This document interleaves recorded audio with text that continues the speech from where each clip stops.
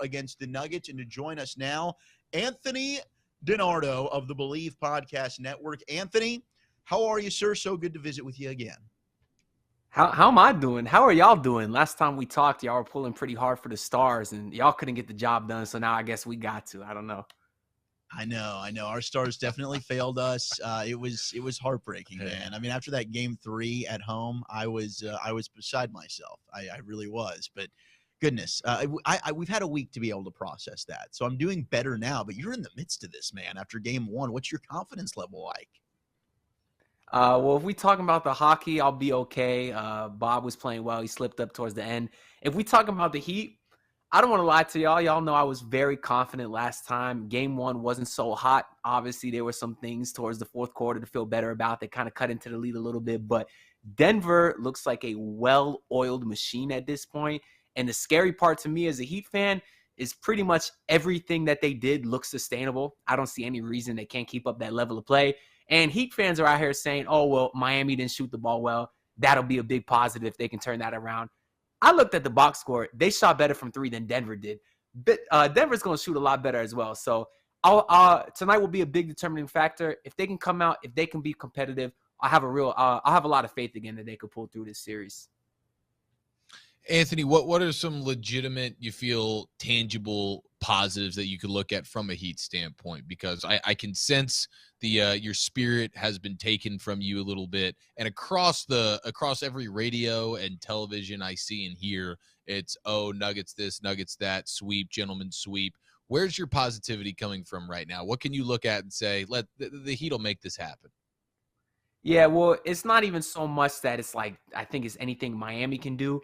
Denver just is a beast. You know, that guy that got in the middle, Nikola Jokic, the way he runs that offense is truly fun to watch as a basketball fan. But from a Heat perspective, there was one thing that I really, really wanted to see. And if you told me that we were getting it, I would have assumed we would have won that game. And it was an aggressive Bam Adebayo, 25 shot attempts, the most in his career. Really the only player that game that really stepped up outside of, I guess, Gabe Vincent. That is something that I've always said. If you get an aggressive Bam, he puts this team into championship tier. Now, obviously, we got that last game and they didn't win, but hey, everyone else was pretty bad. I mean, Jimmy Butler had like 14 points on 13 shots or something terrible like that. So if you can keep getting Bam, which there's no reason he shouldn't be able to because he's going up against Jokic, whose biggest flaw is his defense and his foot speed. You should be able to get that from Bam every game. Now, if you get Jimmy to step up, that's when you're talking you got a real shot to win. And I have the utmost faith in him, one, because he's Jimmy Butler. This is the playoffs, and we all know about playoff Jimmy. And after last game, he even admitted that he wasn't as aggressive as he should be. Obviously, didn't get any free throw attempts. So I'm looking for him to be at the line a ton tonight. And we know Jimmy, whenever he says he's going to do something, he does it. So that's why I get a lot of my confidence right now. So you're expecting the Jimmy Butler bounce back game. I think that's something that I would expect as well. What's a line that you think for him, if the Heat are going to win, you need from Jimmy Butler? Yeah, I mean, it's really just got to be about attempts for me because if he's getting attempts, that means that he's putting pressure on the rim. He's potentially getting Jokic in foul trouble, which is probably the only way that you can stop him. I'd really want to see him attack. So, I mean, I don't care if Jimmy scores 20 points or if he scores 40. I want to see the attempts. I want to see the free throw attempts. If he finishes this game with 10, 11, 12 free throw attempts, that's the best sign to me because he's being aggressive. He's getting into the lane, and that is what's going to open it up for a lot of the shooters. They took a ton of threes last game.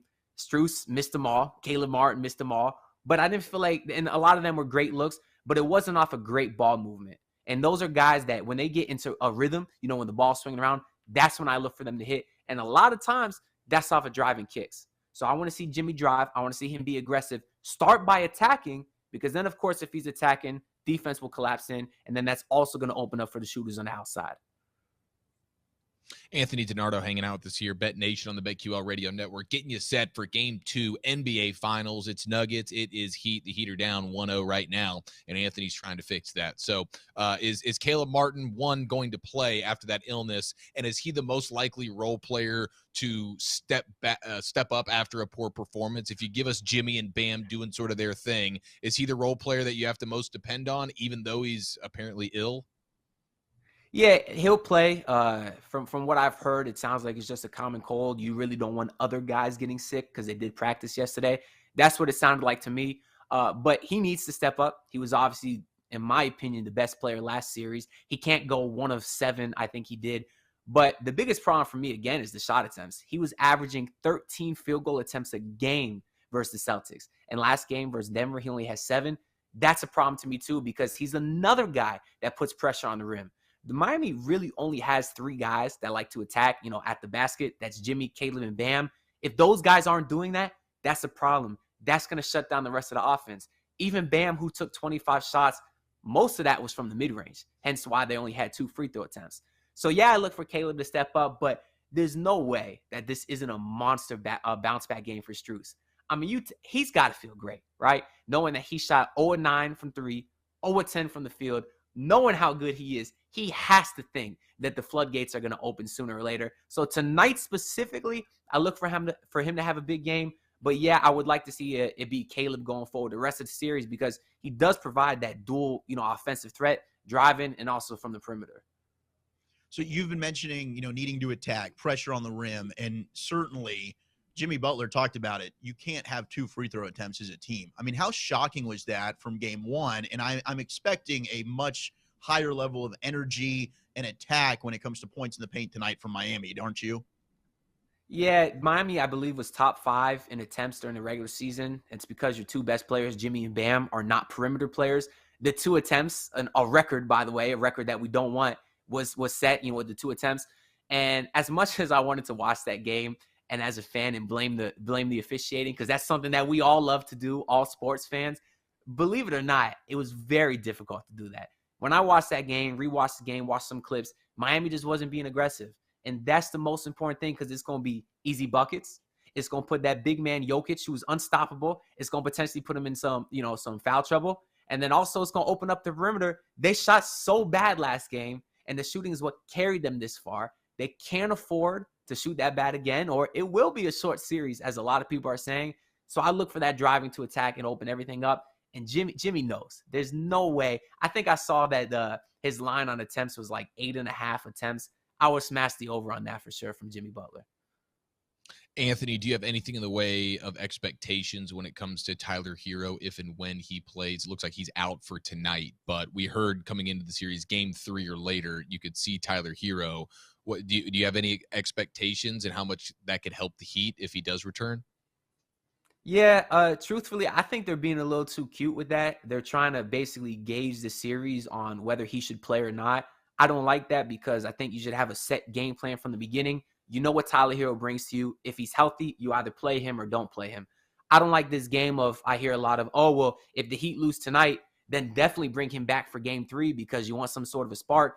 But I look at that and say, well, if you're losing without him, what happens if you bring him back and he's not ready and you just brought him back because you needed a spark? Well, now you're even putting yourself in a bigger hole in a critical game 3 if they were to be down 0-2. So I don't really like that, but I do trust Spoelstra, fortunately, and the rest of the coaching staff that they will only bring him back if he's ready. And, of course, he can provide a ton from the offensive end because Jokic is obviously playing a lot of drop defense, meaning when Miami's coming around the top, on a ball screen, Jokic is falling back. He's not keeping himself on the perimeter, and that leaves open that mid-range shot, that 15 to 18-foot shot right in the top of the key, which is right in Tyler Herro's wheelhouse. We even saw Kyle Lowry, who had a decent game. He got going from that spot, even further out on the top of the key too. Gabe Vincent had a lot of pullers from that jump, from that 8 range, but that's Tyler Herro's sweet spot. So he could definitely open up the end of the floor, but I just hope he comes back if he's truly fully healthy. Getting you set for game 2, Heat and Nuggets here on Bet Nation as we have Anthony DiNardo Believe in the Heat podcast with us right now. And, one thing when you look at the Nuggets, obviously Nikola Jokic is a savage and a stud. Jamal Murray's been absolutely outstanding. Is there a player for Denver that you're thinking, my gosh, he's going to be a big problem for us? Because I got Michael Porter Jr. going off tonight. Yeah, I disagree with that. I look for him to hit the under in every single game. He does not scare me. He's one of those guys I think the Heat are just going to have Strus or Duncan chase him around in the perimeter. He's a bit of a shot chucker. I don't expect the Heat to double Jokic that much more, which they did in game 1. And that's how Porter's going to get a lot of his open looks. So I particularly don't like that play. We'll see what happens. Aaron Gordon, of course, got hot early in game 1. But once they decided to stop switching Jimmy Butler off him, because they were doing a lot of switching, Aaron Gordon slowed down. I think he finished with like 14 points, but 12 of those were in the first quarter. Really, everyone else got going. Even Bruce Brown got going. But the guy that scares me is Kentavious Caldwell-Pope. That guy moves so well without the ball. And surprisingly, the Heat zone was actually pretty effective in game one, which no one expected because we all expected Jokic to eat that alive. But because he moves so well without ball, I think when the Heat continue to go zone, he's the guy that could find those open creases, and he's just a phenomenal shooter. So he's the guy that I would really want to key in on going forward. Okay, so the over was at 15.5 for Michael Porter Jr. You're saying hit the under, and I think it's at 9.5 for Caldwell-Pope. You're going to go over on Pope? I guess that'd be like 3 threes and a layup, so I could see it. Truthfully, I still think that's kind of high for him because I do expect it to be a big Jokic game going forward. The biggest, difference I think Spo's going to make is just not doubling Jokic. They were doing a lot of that. It was frustrating me because he had 10 assists in the first half. I'm like, come on, man. But we're going to see a lot of Hayward Highsmith now. That man had such a good game one. He's proven to be such a reliable defender. And I think that he's going to do a decent job of limiting whoever he's on, which truthfully I will think will be a little bit of everybody because he's quick enough and lengthy enough to guard Jamal Murray. Even if Murray was to get some space, he could get his hands up. But he's also big enough to guard a guy like Aaron Gordon. But me saying I take these unders is not necessarily me saying these guys are going to have bad games. I look for the series as a whole just to be unders because it felt like Denver got off last game. They barely scored 100 points. I think they finished with like 104. So I think all the games are going to be low scoring, and obviously because of that, the individual scoring will be down as well. You throwing a no-name player at me like Hayward Highsmith this time of year in the NBA Finals, Anthony, was borderline offensive. But because it's the Miami Heat, they just keep pulling out these no-name, undrafted. I don't even know anything about Hayward Highsmith, whatever the hell you just called him.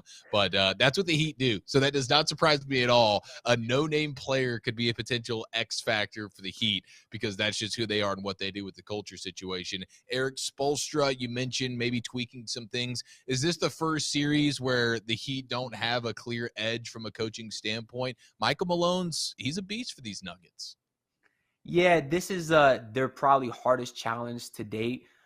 Even you know how confident I was in all the other series. A big reason for that is we could take the Celtics, for example. They got two superstars, you could say, Tatum, Brown. Both those guys are primarily isolation scorers. They could do a little bit of everything, but they like to work in the isolation. When you got Spoelstra with his defensive schemes and his defensive IQ and all these athletic, versatile defenders that Miami has, like Jimmy, Bam, Caleb, Gabe, you can put up a game plan to stop isolation players and kind of get them a little frustrated. That's not what the Denver Nuggets are. Obviously, Jamal Murray is very good at that, but their ball movement as a whole is phenomenal. The two-man game, the pick and roll between Murray and Jokic, incredible. Anytime Jokic is in the middle, he can find guys cutting back door, which is a skill in of itself. As good a passer as Jokic is, if that team didn't know how to cut back door, none of that would matter. But they all cut super well. They're just littered with shooters on the outside. Even if Bruce Brown's hitting, I think he hit 2 threes last game, that's going to kill Miami. So, yeah, it's a big test. Spoelstra's going to have to just muck it up, do all kinds of different things, maybe go from zone to man to, box in one, whatever it is. Fortunately, this Heat team is prepared enough to be ready for all that switching because that's not easy either. But I think it's going to be a very weird game because they're playing a great offense. You can't just stick with the same thing. You got to kind of get them out of rhythm. And I don't blame you for not knowing Hayward Highsmith. He's a guy that I wasn't a fan of this regular season, but somehow he came in versus the Celtics in the conference finals, pickpocketed Jason Tatum for a layup, and I was all on board since. I do feel like I'm living in a simulation watching this guy be a crucial part to our rotation in the finals. But, hey, it's the Miami Heat, so I can't be surprised anymore. You said tonight was going to be weird. It already is, according to Jared Greenberg. Looks like the Heat are going to be starting Kevin Love in place of Caleb Martin. Wow. Caleb Martin still playing, shooting out, but it'll be Kevin Love in the starting lineup. So we leave you with that news. Anthony, do with it what you will. We appreciate you as always. Good luck to your Heat tonight. Thank you, guys. I appreciate it, man. It's a good time. We appreciate you, brother. There he goes, Anthony DiNardo. You can catch him on Believe.